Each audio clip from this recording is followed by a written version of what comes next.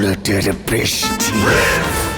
ঈদের সিনেমার দৌড়ে বরাবরের মতো বেশ দাপুটে আছে ঢালিউডের শীর্ষ নায়ক শাকিব খান। এবারের ঈদে তার অভিনীত Prince once upon A time in Dhaka প্রেক্ষাগৃহে বেশ সাড়া ফেলেছে।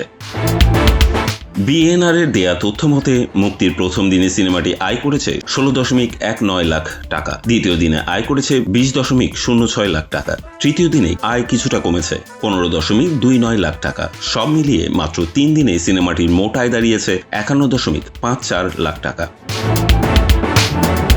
পরিচালক আবু হায়াত মাহমুদ নির্মিত এই সিনেমায় ঢাকার আন্ডারওয়ার্ল্ডের অন্ধকার জগৎ তুলে ধরা হয়েছে। সেখানে শাকিব খানকে দেখা গেছে একেবারেই ভিন্ন রূপে, অ্যাকশন ও গ্যাংস্টার ইমেজে। সিনেমাটিতে আরও অভিনয় করেছেন তাসনিয়া ফারিন ও জ্যোতির্ময়ী কুণ্ডু। সামাজিক মাধ্যমে দর্শকদের ইতিবাচক প্রতিক্রিয়া ও হলে দর্শকদের উপস্থিতি সব মিলিয়ে প্রিন্স এখন ঈদের সিনেমার দৌড়ে শক্ত অবস্থানে রয়েছে।